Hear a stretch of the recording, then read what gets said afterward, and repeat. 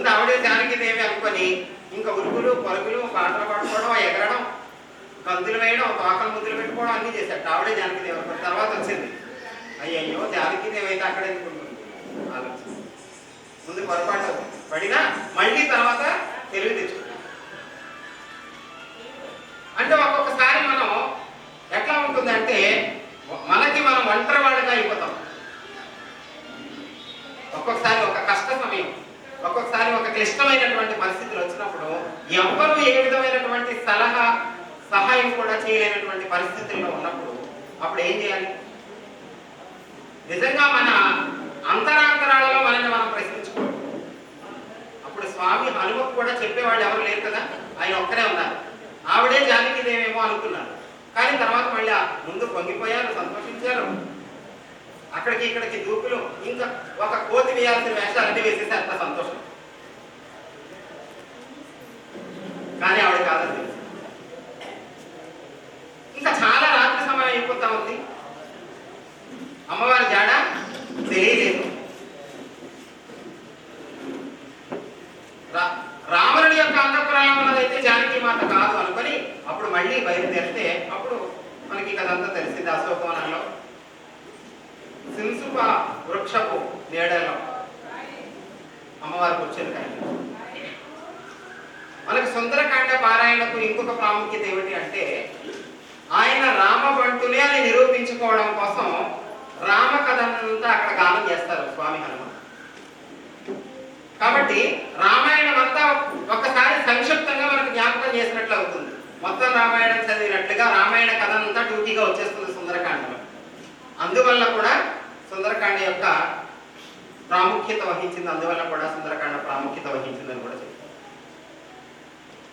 ఆ విధంగా స్వామి అమ్మవారి యొక్క అన్వేషణలో ఎదురైనటువంటి సాత్విక రాజసిక తామసిక ఆటంకాలన్నింటినీ అధిగమించి లంకను చేరి అమ్మవారిని చూసి రామచరిత్ర అంతా చెప్పి రామ బంటుగా తను స్వామి ఇచ్చిన ఉంగరం ఇచ్చి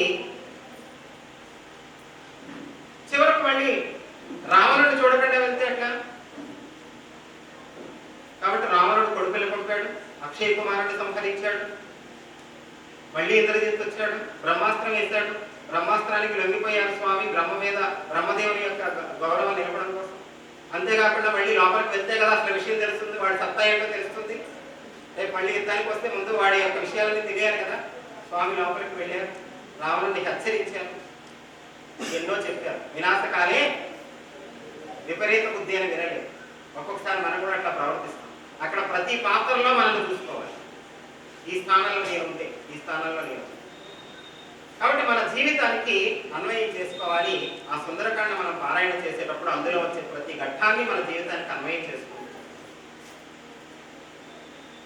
తెల్లవారి లంకా దహనం చేశారు.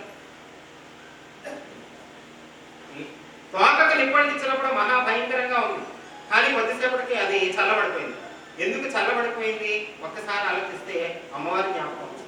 అమ్మవారు ప్రార్థించింది అగ్నిదేవుణ్ణి, అగ్ని చల్లబడి.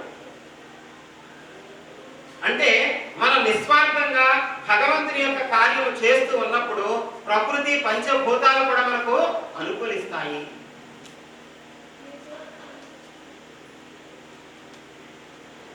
తిరిగి స్వామి సముద్రం దాటి వచ్చేసారు, అమ్మవారి ఇచ్చిన చూడమని తీసుకొచ్చారు.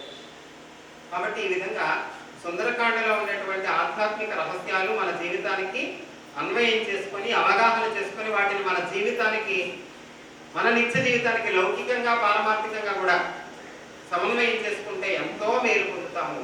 అందుచేతనే మన జీవితంలో మనం ఏ కార్యం సాధించాలి అన్నా, ఒక ఉద్యోగస్తుని ఉద్యోగ రంగంలో, ఒక వ్యాపారస్తుని వ్యాపార రంగంలో, ఒక విద్యార్థి విద్యారంగంలో ఎట్లా తనకు వచ్చే ఆటంకాలను అధిగమించి ముందుకు వెళ్ళాలి అనేది మనకు తెలియజేస్తుంది సుందరకాండ.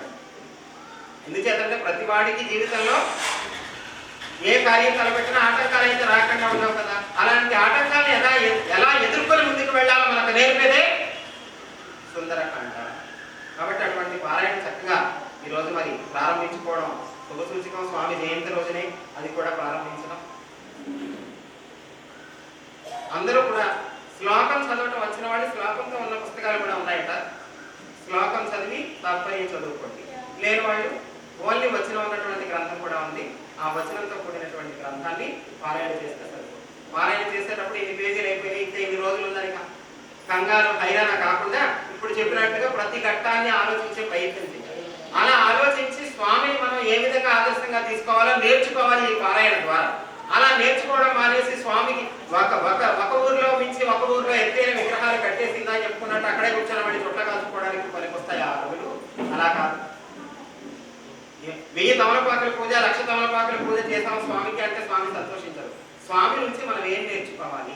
ధైర్యము, సాహసము, ఆ సూక్ష్మ బుద్ధి, సమయస్ఫూర్తి, ఇవన్నీ నేర్చుకోవాలి స్వామి హనుమ నుంచి. అవన్నీ మనకు అర్థమయ్యేలాగా, అవగాహన అయ్యేలాగా ఆ స్వామి యొక్క కృప మనందరి మీద ప్రసరింప చేయాలి అని ప్రార్థిస్తూ తర్వాత కార్యక్రమంలో